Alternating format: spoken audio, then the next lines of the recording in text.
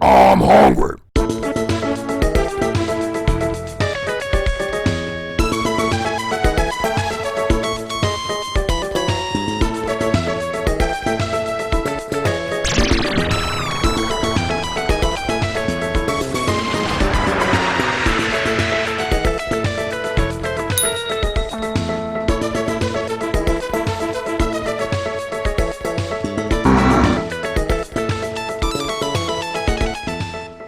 I ride across the desert on my camel, over hills of sand.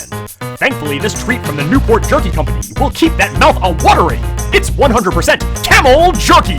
Flavored lightly with teriyaki sauce, with touches of garlic and vinegar. There is nowhere to hide from the taste of this humphead creature. A perfect challenge food, and just one in the long line of Newport Jerky products.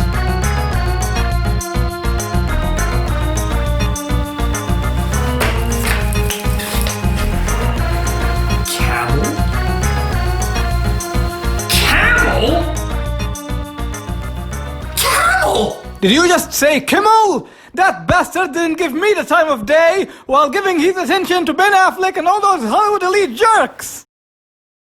I don't watch CAMEL. It's past my bedtime. Bad news, Basha Mach. A shade from my dark past.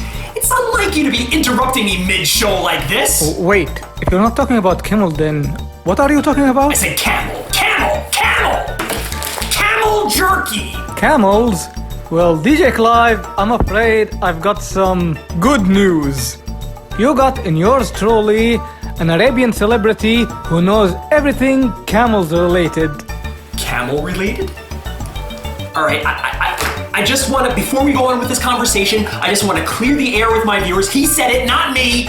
I'm not saying that all Arab people ride camels. This show does not endorse this idea. This is a racist blanket statement to falsely describe— For your information, Buster, I am of Arab descent. I lived in that part of the world and I indulged in the culture. I am not profiling. I know what I'm talking about. You said it, not me. Go ahead, talk about camels. Well then, camels are a common sight in the Arabian desert. People refer to them as the sheep of the desert. They are strong, majestic creatures capable of going through days without food or water in the Arabian desert. Do you eat them? Oh yeah, we do. People in countries like Saudi Arabia, Kuwait, and the United Arab Emirates do eat camels and drink their milk. I, for once, tried it several times, and there are plenty of dishes that are made from camel's meat, like hanith, mathlutha, and mandi. And how does it taste? It's not that different from beef or lambs, to be quite honest. The milk is also said to be quite medicinal. It is said that it can help cleanse your stomach if you are feeling constipated. Wow, that's actually pretty reassuring. Thank you, Bad News Bashamach. You're really good at this. You know, maybe you should start your own show. Well, I've been trying to get Netflix to pick up my own show to take me away from your no-pay, dead-end, cheap-ass show. But unfortunately, they've never replied to me. Speaking of which, can I have my old job back, boss? I'm afraid I got some bad news for you, but hey, that's kind of what you say, isn't it? It's like your calling card. You say that all the time. What a coinky-dink. Anyway, as I was saying, you forget you're talking to a different guy. I'm DJ Clive now, and that other guy, I can't honor his promises. Why, you cheap, non-talented jackass! You don't know how lucky you are that an international star like me is working for you! Do you know that I could have— Oh, dearie me, we seem to have lost the satellite feed. I'll try to get him back later. Maybe. Can I really afford to get this dude mad at me? You know, maybe there is a role he can play in later episodes.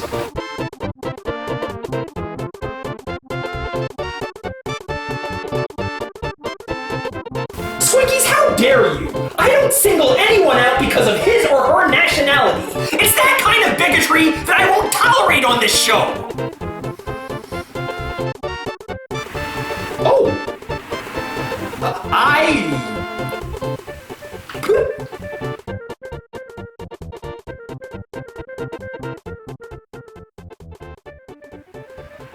Well, before I eat this Method of transport? It's time for yet another episode of Mocha's Limbo Grub 10. Last time we talked about the top 10 things that Hottie Scotty Pancake did right.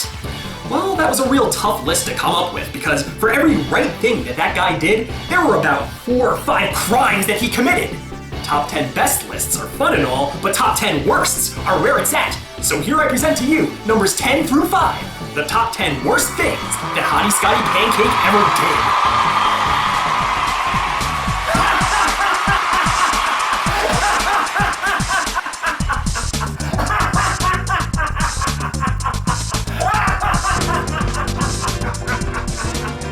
did. Number 10, the HARAMBE jokes.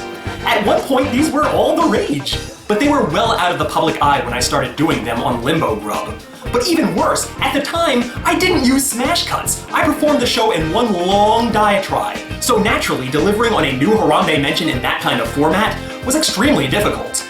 I had no idea how it would come up, because it was usually tied into how the food item tasted. You know, fun fact, going into every episode, I would have 3 HARAMBE jokes planned. 1 if the food tasted good, 1 if the food tasted bad, and 1 if it just tasted boring. Now true, it was a fun little acting exercise that kept me on my toes, but it added an extra added challenge and rigidity to something I always wanted to keep loosey-goosey. And finally, the HARAMBE jokes didn't even survive the tenure of Hottie Scotty Pancake. Even he thought they were getting old. That is saying something.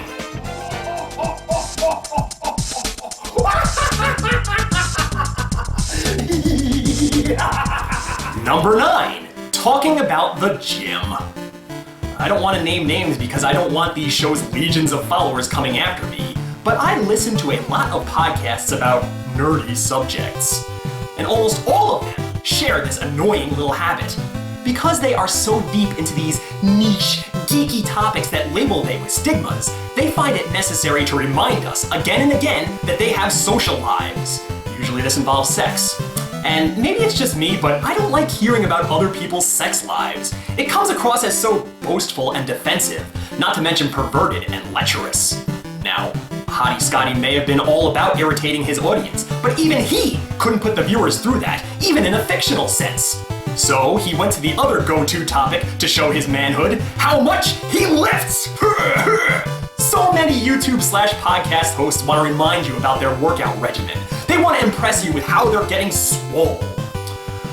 I'm pretty good at taking everyone's feelings into account. I'm sure a lot of people just listen past this. Other people might find it impressive or informative. But I, a guy who just wants to hear you review a bad video game or talk about wrestling or something like that, I find it hella annoying. Now that was just annoying enough for Hottie Scotty to pick up and abuse, though it's quite obvious neither he or I have never stepped foot in a gym. That made him seem even more like a lying little poser.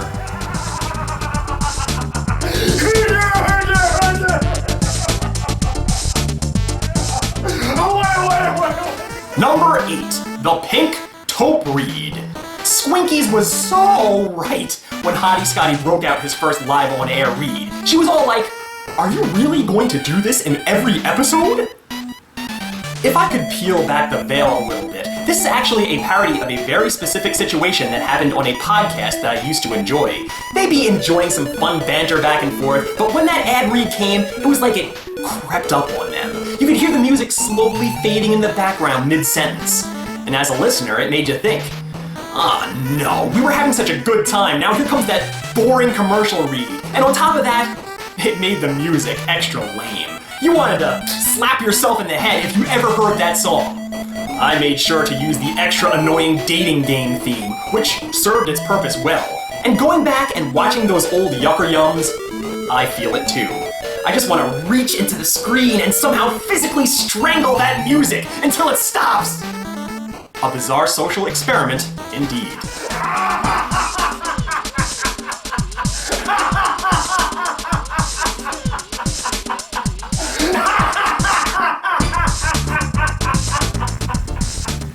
Number 7, changing the names of the dogs. Well, look, this one's kind of a gimme. This was something that was so bad I had to do it. blatantly trying to grasp onto every major fad of the time and incorporate them into my show to placate to YouTube audiences. We had Tyrion, a reference to Game of Thrones, Pinkie Pie, a reference to My Little Pony, and then we had Light Yagami, a reference to the popular anime Death Note. None of which are things I've ever seen an episode of. It was meant to poke fun at other YouTubers and their transparent strategies that gain viewers, but I realize that the people watching aren't as acquainted with my dogs as I. They may be, I don't know, just getting to know their real names? Now here I am giving every animal character multiple names to memorize, and to make things even more confusing, there are 2 Light Yagamis! I can easily see how this could make the average viewer's head spin, but hopefully, now that it's all over, the healing process can begin, and we can straighten out all of this madness. Welcome back to the show, Creaky and Squinkies.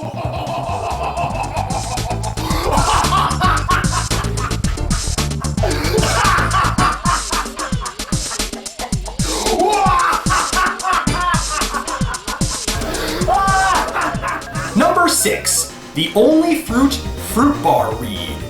As bad as that pink taupe read was, the only fruit read was even worse for 2 major reasons. Number 1, just being another lengthy ad read on top of another lengthy ad read, it made every episode clock out to at least 20 minutes, leading to a lot of extra editing and the loss of time I could be devoting to other things. And number 2, the script was what it was. It was a straight read every time and nothing changed. At least with the pink taupe reads, the recipes offered something different. The only fruit reads were essentially all the same and way more difficult to personalize. Now I did have ideas, and I think I did do an okay enough job making every reading unique, but it was like pulling teeth sometimes, and I would not be surprised if most viewers skipped forward past the only fruit reads. Even at their best, they were still pretty boring. So everybody, that concludes part 1. Tune in next time for part 2.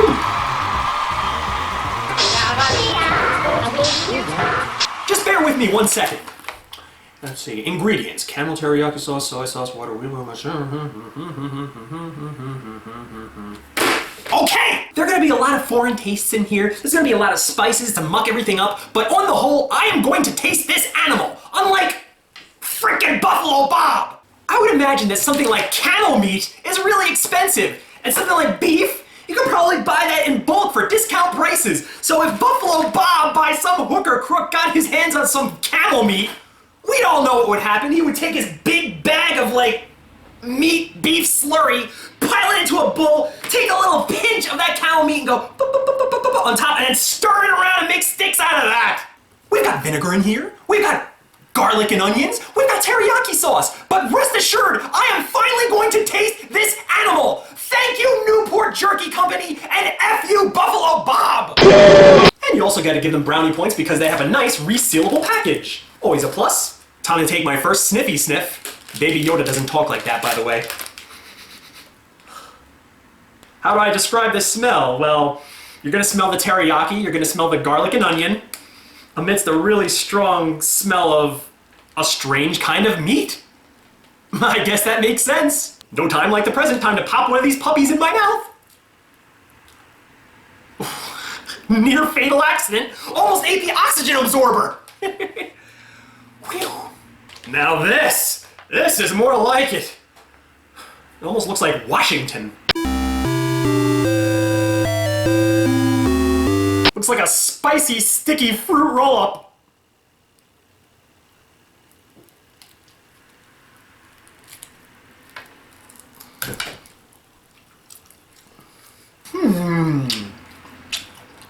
It's not really radically different than regular jerky, although it is very tough. It'll give your chompers a workout. Oh, my neck! Ugh! Yeah, really tough.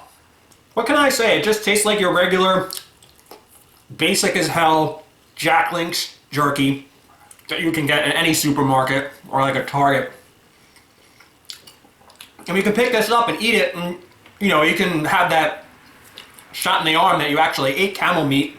You can say that to your friends that you ate it, but really, I mean, it's not gonna blow your mind or anything like that. It's not like it's a new experience, at least don't feel that way. You know, I know as much about producing jerky to fill the tiny little space in between my fingernail. I really know nothing about it. Maybe when you make jerky, you have to infuse it with something, be it teriyaki sauce or like an abundance of spices, stuff like that. But just once, I would like they to leave the animal alone, even if it really doesn't taste that great. I want to taste what the animal tastes like. And when you're throwing all these spices and like hickory tastes and stuff like that, you just feel like you're eating Jack Links. And if I wanted that, I could just go down, walk down the street to a Walgreens and pick up some over there. Plus, I'm spending a whole lot more for something like this because it's way more extravagant. You're really not getting a new experience for your money. If you want to replicate this experience yourself, then that's Alabama right there. You want to replicate this experience? I'll tell you what to do. You buy a package of Jack Links and you store it away for a year. Yeah, don't touch it for a year. Just put it in like a Tupperware and put it in like the dark recesses of your cupboard somewhere. And then when this time comes around in 2021, you pull that sucker out and you take a bite. And you can't put it away, so you have to keep chugging on it like a dog with a rawhide. There you go, you're eating camel jerky. So if I were to give this a star rating, well, it tastes really good, I can't begrudge it that, but at the same time, it's kind of pointless. I mean, you can go anywhere. Go to Target, go to Walgreens, go to Walbaums, go wherever. Everybody sells beef jerky, Jack Links, that's what you're going for, Jack Links. Buy some of that. Not only will it be cheaper, but it will be easier to chew.